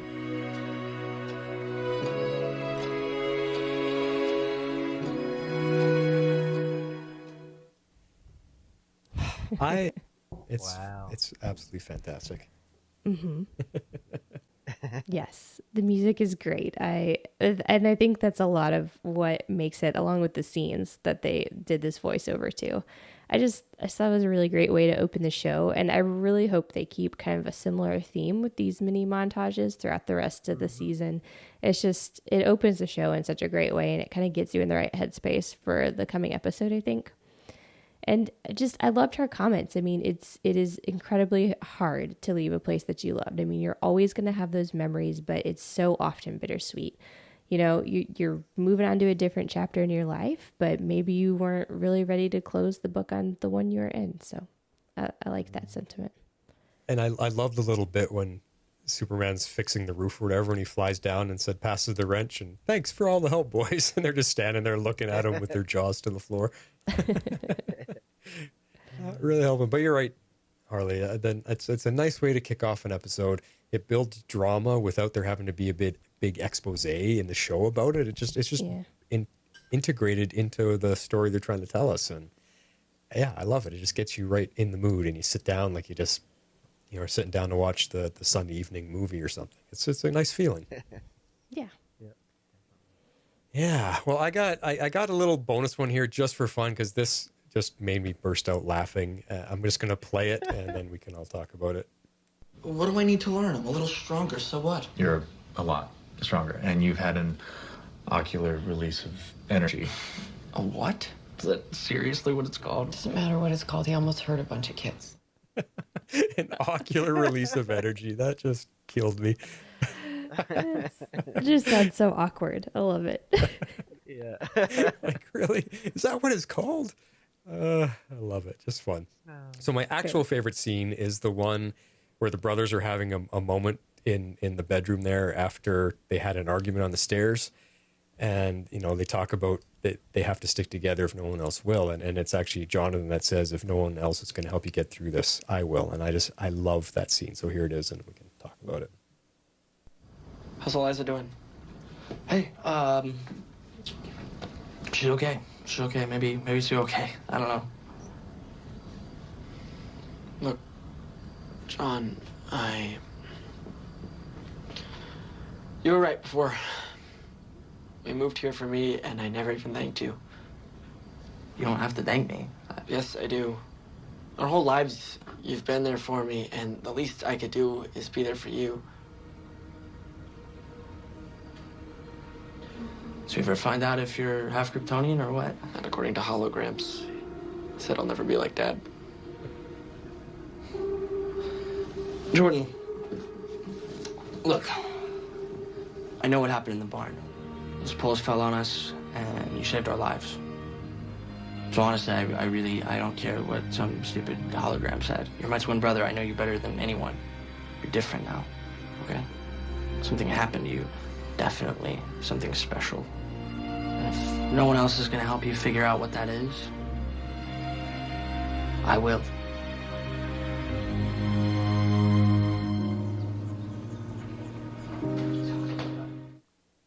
Yeah. Oh, I really like the way these guys are portraying their brotherly relationship, like the highs and the lows of it all. It's and the as Jonathan was saying that, and the camera slowly zooming in on Jordan, you can see the tears welling up in his eyes. I was feeling it the exact same way. It's such a beautiful moment. Yeah, for sure. I thought it was a great scene. I mean, I liked that they're going to support each other kind of no matter what. So I like that Jordan came back around. It was good. All right, X-Force, finish it off for us. So I really, really hope that, in The Flash, we've got the hallway of exposition. So I'm really hoping in Superman and Lois, we've got the porch of conversation. I don't come up with a cool name, but I really enjoyed this conversation between Clark and Lois on the porch. So take it away. You know how many times as a kid I'd sit out here and my mom and dad would come out and I'd ask them 1,000 questions about how to solve this problem or that problem. Do you think we made a mistake by moving here? Actually, I don't. I just have a lot of questions to answer. Like, what are you gonna do about the planet? I don't know. Never been rewritten before. Well, here's what I know. The fire I saw in you, that story, I haven't seen that look in your eye in a long time. And I know this family is closer this week than we were last week. So it's okay if we've got a lot of questions. We're gonna find the answers together.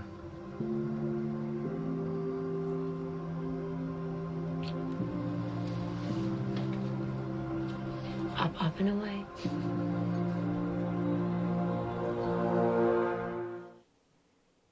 Up and away. Yeah, that was just great. I loved the fact that we see Superman / Clark not having all the answers. He's always looking to others for help when he struggles. He's acknowledging that there are uncertain times in lives and their lives, and that as a couple and the family that they can come through it together and figure things out.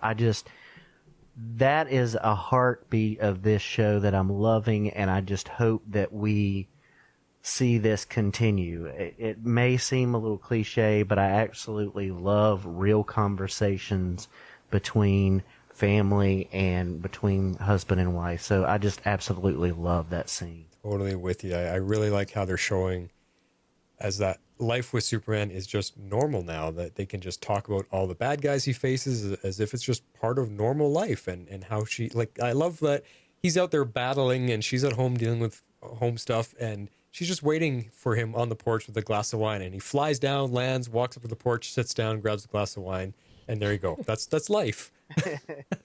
Yes. Like it's great. So I think for something fun, I love your idea, Jeff, about coming up with a name for the porch. So maybe we should put a poll in the Facebook page about that. What can we name the porch of honesty, the porch of conversation, the porch of release? I don't know. That sounds wrong. Porch of feelings? I don't know. Porch of wine? Yeah. There you go. Yeah, we'll figure that one out. But awesome stuff. Awesome stuff. Let's move in to our feedback section. And before we do that, I just want to remind everybody about our Patreon page. We would love it if you guys could help support the show. We're taking on a lot more stuff, bringing in a third show. And just would love to have your support. And this is how you do that. If you'd like to support our podcast, you can do so at our Patreon page at www.patreon.com/tomorrowslegends. Guess what, Harley? We no longer have to sing. I don't think we sang last week. I mean, at all for Tomorrow's Legends, because my buddy, who you all know so well, doing our intros and everything, Dan at Quintex Entertainment, has recorded a bunch of feedback jingles for us, and I'm going to play a different one every week. It's going to be a fun new thing for you guys to look forward to, so let's have some fun with the feedback jingles. Which one am I going to play first? Let's try this one.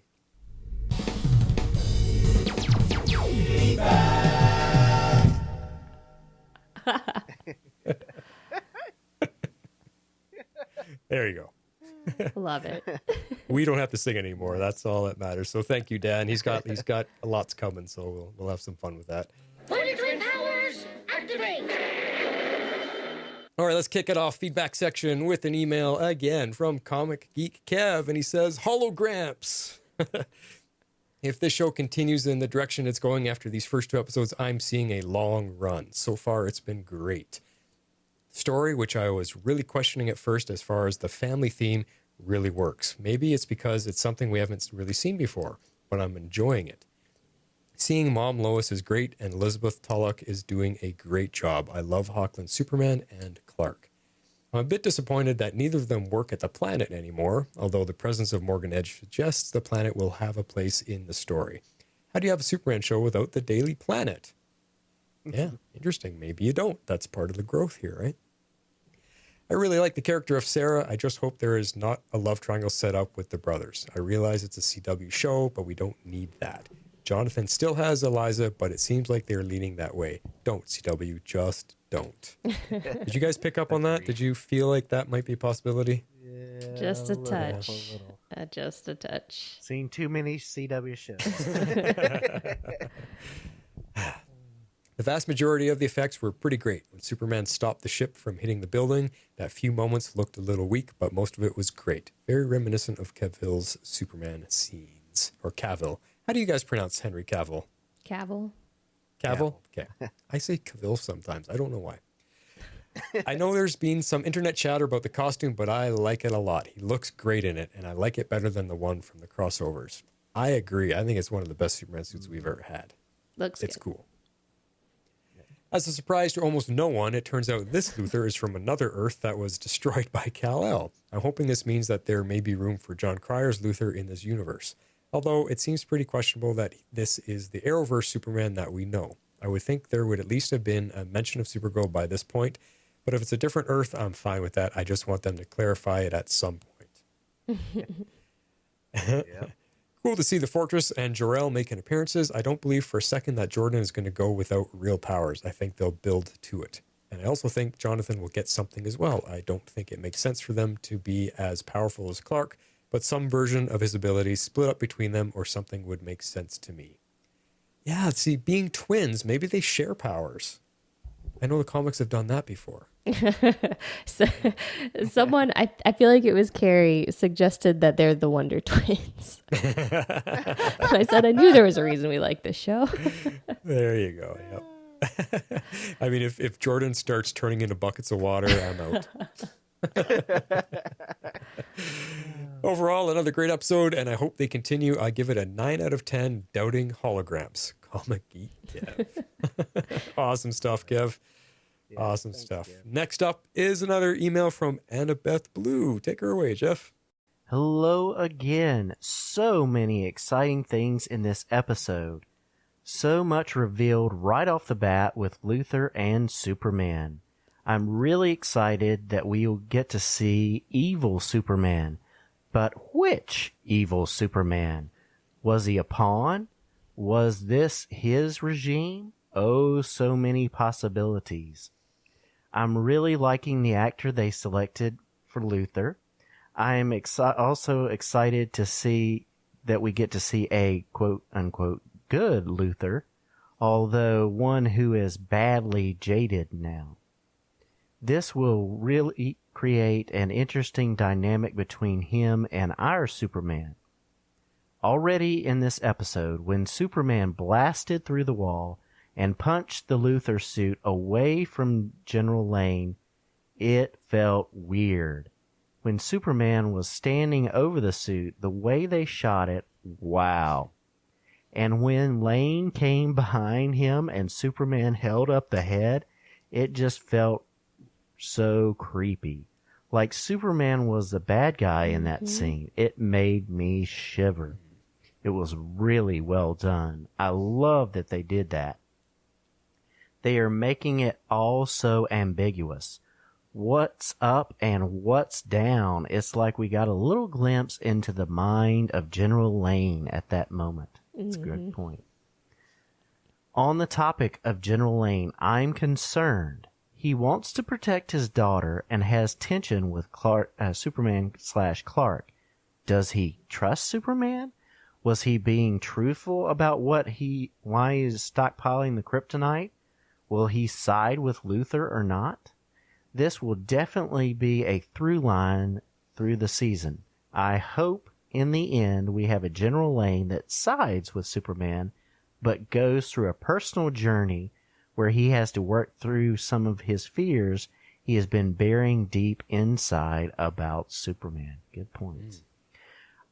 I'm surprised that Lois actually thought Edge would print the article as is. I fully believed, as she was writing it, that she would give it to the Smallville Gazette to print. She keeps saying what a shady guy he is, and yet she thought he'd be an ethical newspaper editor? Okay, haha, well, I'm glad she got her wits about her and quit and moved on to the Gazette. I suppose now she has some evidence that Edge did alter her story, and that might help her argument that he's shady. But I suspect that the people of the town want to believe Edge is a good guy. Will just say that she wrote the bad article after the good article to make him look bad or something like that. That's an interesting point, yeah. Now for my favorite part of this episode, and what I think is going to be my favorite part of the show overall, the twins. I absolutely love this relationship. These young men love each other so much, and this episode showed how much Jonathan and Jordan need each other. Jonathan was pretty lost without Jordan. He even said, "This is the first time we'll be apart." And then he stared at the locker like a lost puppy. And then he said, "Yeah, I'm actually a little lost." That line definitely had dual meaning. Aw, poor John. And as soon as Jor-El said that Jordan's power was insignificant, I immediately had a revelation. Of course! He didn't test well. His brother isn't with him. The twins need each other, even for their powers. Both times Jordan exhibited powers, he was with Jonathan. They need to be together. I think this also points to Jonathan having powers too. I'm not sure why his powers haven't manifested yet, or if they have, why he hasn't admitted to anything yet, but I'm looking forward to the reveal. She's on to something, and she's on to this. Twin powers, activate! They're stronger together. Yeah. By the way, I forgot to mention this in my review of episode 1, but I noticed Jordan's name might be after Jor-El. Each son is named after Kal-El's fathers. I'm so happy to see that they went that direction. What a beautiful tribute. Oh, and a final note. The CGI is gorgeous in this show. The fortress, the battle scenes, the flying, so epic. Until next time, Annabeth Blue, and she gives us her superhero name, and I'm hoping I'm going to pronounce it correctly. Akov Kal-El. So it's EHKOV and then Kal-El spelled the traditional comics way. So we'll see if I pronounced it correctly. If not, she can give me some feedback and we'll go from there. But thank you so much. Awesome stuff there. It could be Akov or Akov. Maybe Akov Kal-El. Yeah. Cool. Yeah, you'll have to tell us what the story is behind that as well. So awesome stuff. Great email there. Akov Kal-El. Next up is a voicemail from our friend Kerry Johnson, and here he is. Hey, Flash and Harley and X-Force 11.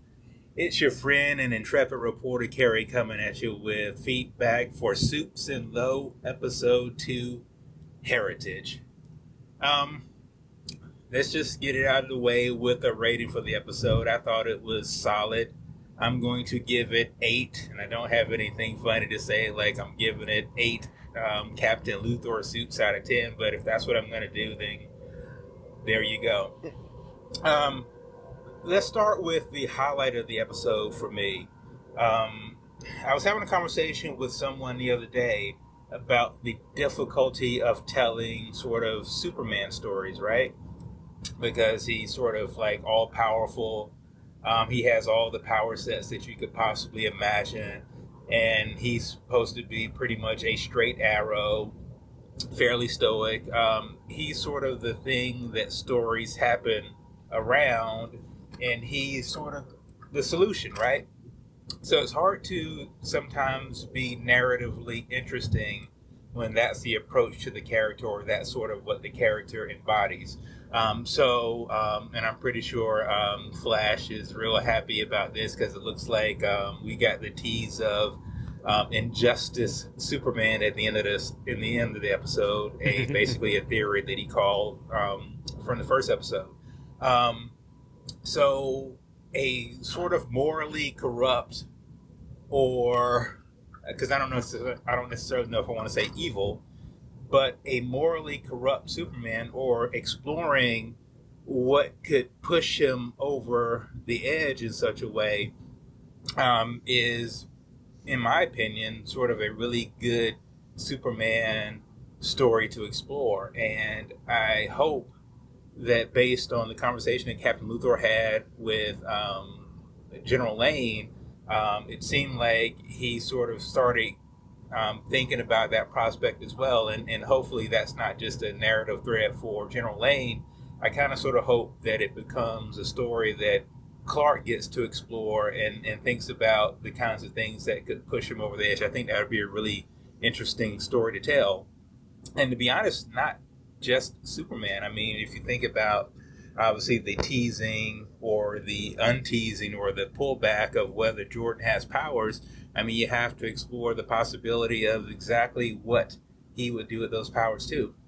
I guess one thing that's sort of strange to me is that it just seemed to dawn on General Lane that, well, what would I do if Superman went rogue, right? I have to assume, as a significant and decorated military man that he is, I have to imagine that's a prospect that he sort of has maybe thought, maybe in his darkest moments, but I have to imagine he had to have developed some sort of contingency if that indeed happened.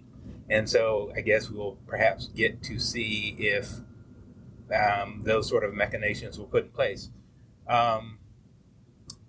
So going from that to the other story that intrigued me, and which is one of the reasons why I made sure to mention that I was an intrepid reporter, because I'm really curious and interested in Lois Lane's story.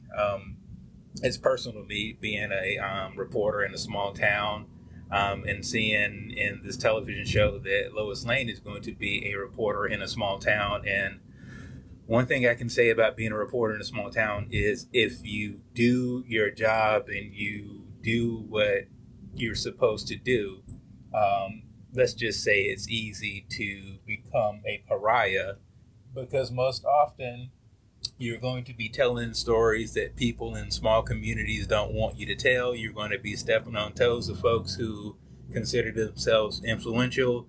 And quite honestly, you're going to be telling truths to people who would probably wish you hadn't. And that makes for a lot of enemies. If Lois thought she had it rough in Metropolis dealing with the public and perceptions of the media there, she will have an incredible awakening in a small town, dealing with people who would prefer that she not stick her journalism nose in their business. I'm really, really interested in seeing where that story goes. One of the things in the episode, well, maybe two of the things in the episode that sort of really, I don't know if I want to say bugged me, but sort of gave me pause, right? Obviously, Jordan had exhibited powers. And of course, then at that point, it only seemed right that Clark would want to take him to the Fortress of Solitude and have him tested and have him meet Jor-El and learn about his Kryptonian heritage. But the thing that bugged me is that being a Kryptonian, in my opinion, isn't just about the powers. It's just about the heritage, right? So I thought it was incredibly short-sighted not to also take Jonathan with them to the Fortress of Solitude. Okay, so he has not exhibited any powers, but exhibiting powers isn't the only thing that makes you Kryptonian. Your dad is Kryptonian. it would only make sense that Clark should want to take both of his kids to learn about their heritage. I thought that was a misstep, and I'm going to have trust and faith in the writers that we will have reckoning is not the right word, but I think that will be addressed, and I think it needs to be addressed and should be addressed. My second thing was, and it's not, and this isn't a nitpick, this is just something I'm theorizing here, but obviously Jor-El told Jordan, or at least told Clark, that I guess he used some science and medicine and all of it, basically said he doesn't have, his cells don't absorb the yellow sun in the capacity that would be needed for him to exhibit Kryptonian powers.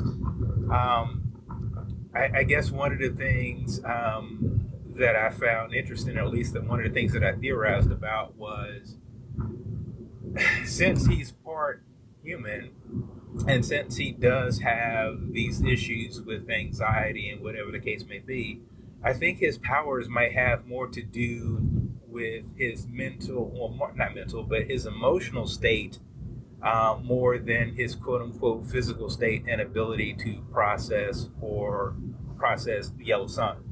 I also think it has something to do with his connection to his twin brother. I mean, I'm not going to sit here and say that they're going to be like the Wonder Twins, but I have a sinking suspicion that both of their powers, and I do believe that both of them will exhibit powers, will come in some sort of form or way where they have an emotional or spiritual or even proximity connection to one another. I think that would be really cool to explore. I mean, they're basically a splitting of the same cells and chromosomes and all that stuff. So I think it would only make sense for it would require both of them to create a whole, like a whole person. So I think that's just my theory. We'll see if it happens. Like I said, overall, really dug the episode. I'm really interested and looking forward to hearing what everyone else has to say about it. I think these the pilot episode and this episode have been really strong in a lot of ways, and I'm looking forward to more. See you guys on the journey. Take care. I think that theory is going to be the leading one right now, that the twins need to be together for their powers to really develop. Sure. So, Wonder Twins. But you know what it's making me think of? Either of you guys watched The Gifted? Yep. The brother and sister in there, they had powers individually, but when they were together, it was much stronger. So, yeah, so it could be a similar idea there. I don't know, but awesome stuff, Gary. He did send in a little, he called it supplemental after. Maybe he forgot something. So here's what he said afterwards.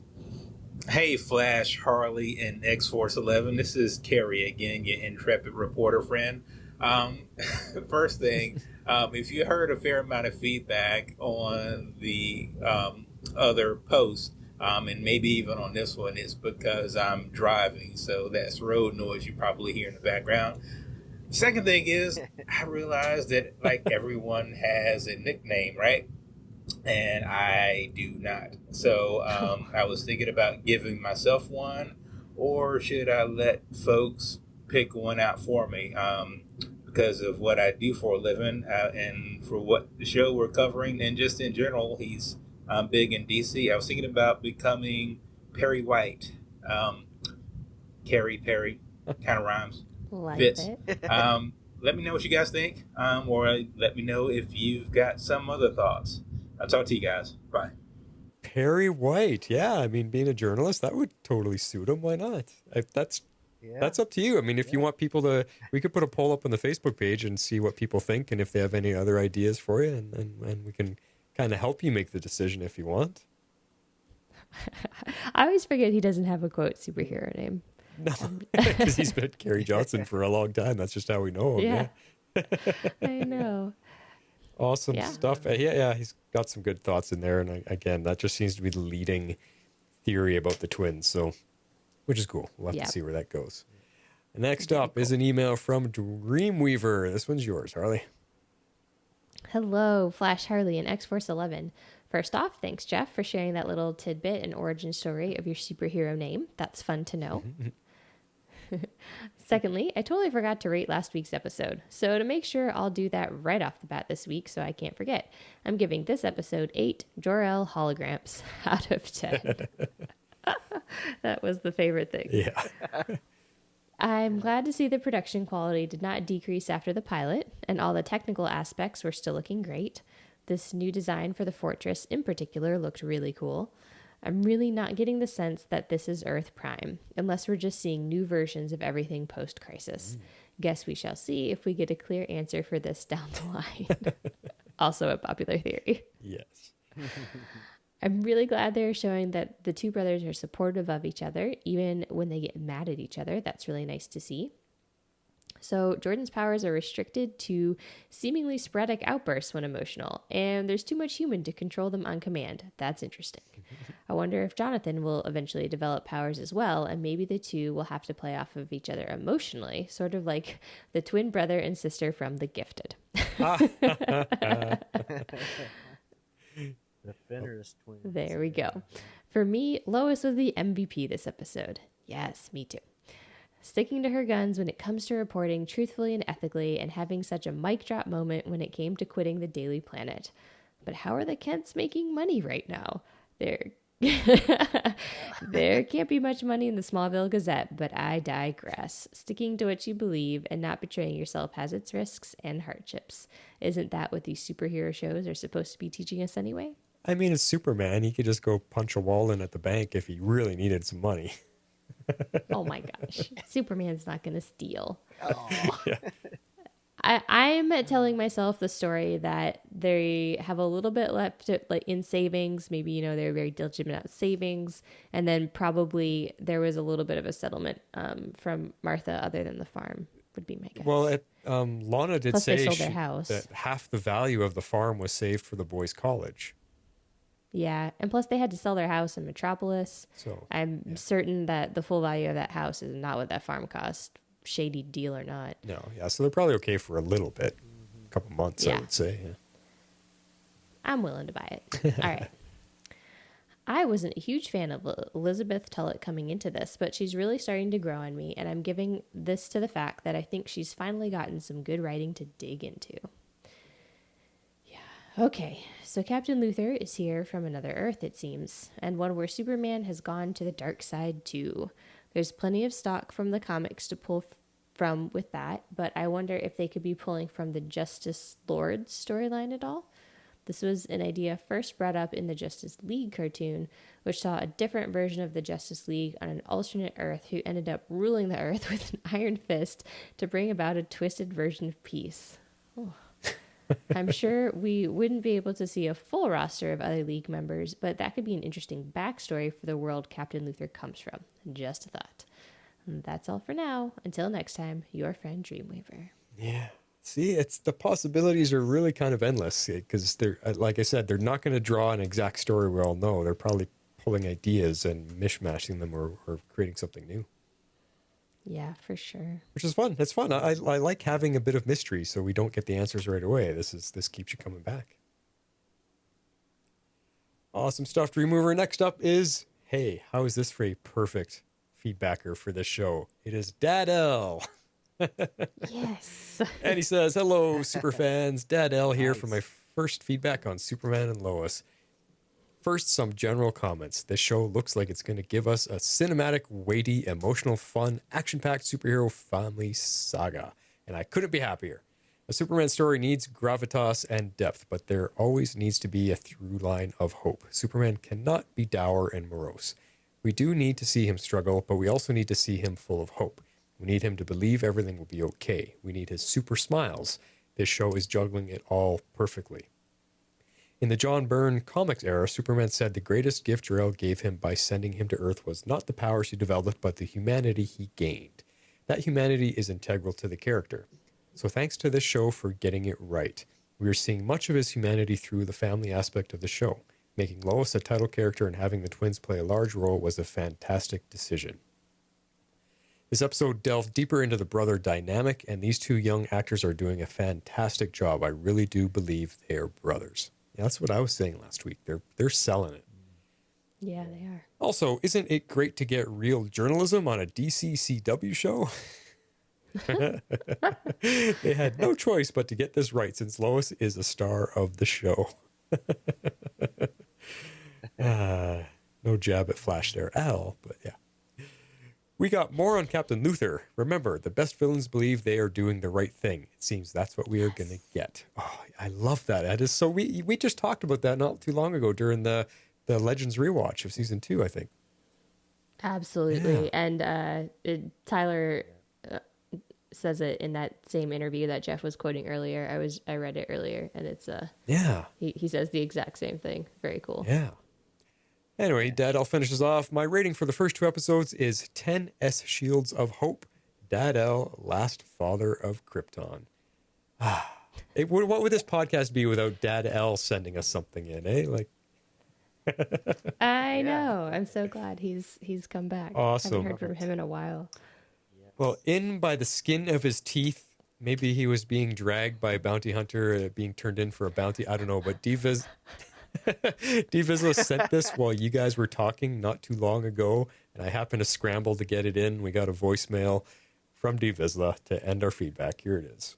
Hey, everybody. Hope you guys are doing well. Divizla here, again, sending in my feedback for episode 2 of Superman and Lois, trying to get my feedback in. Not sure if it's going to make it on time.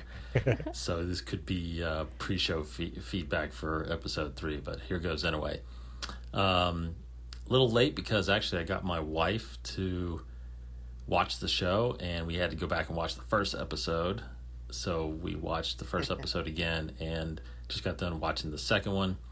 Gotta say, the worry of the production quality is thrown out the window. I think the production quality was there again, with the effects, with the music, with the cinematography.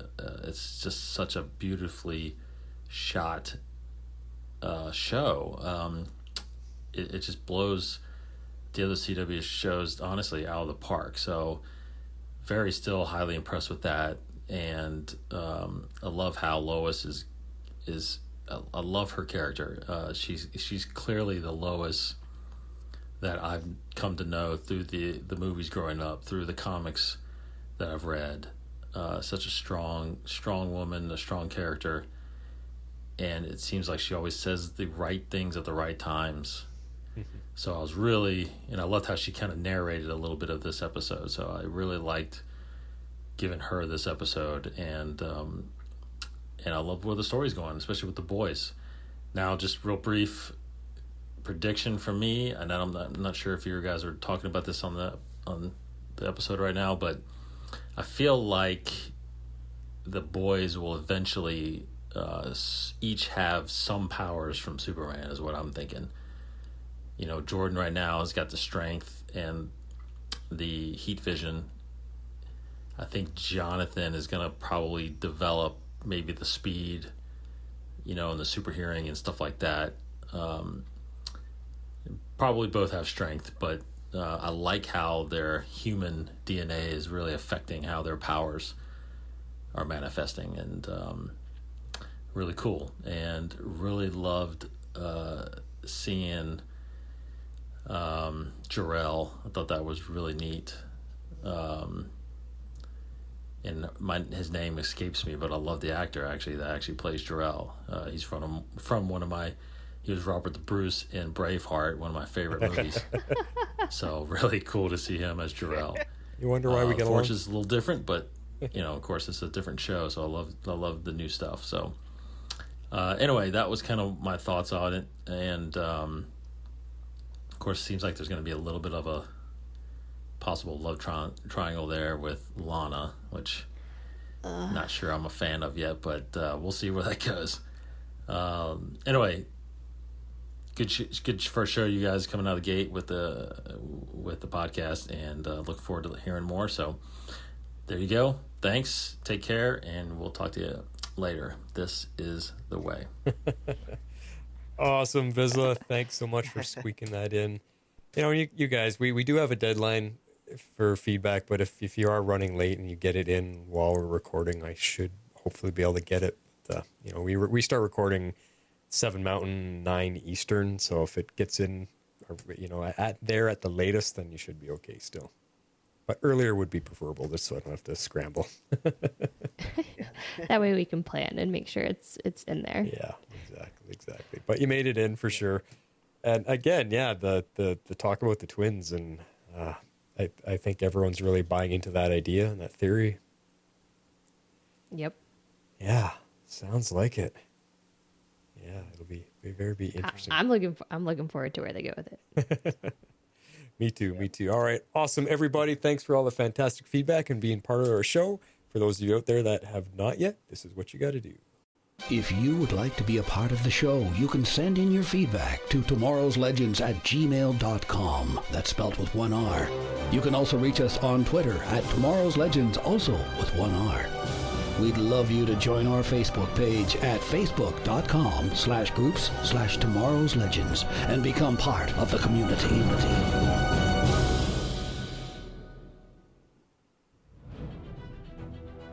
There we go. That wraps us for episode 2. Yay. We're on a roll. Here we go. What's next week? Next week is called what? The Perks of Not Being a Wallflower. Which character do you think that pertains to? Jordan? Yeah. Yeah. Okay. I think I'm with you guys there. We'll have to see. That'd be interesting because now maybe he's suddenly in the spotlight for some reason.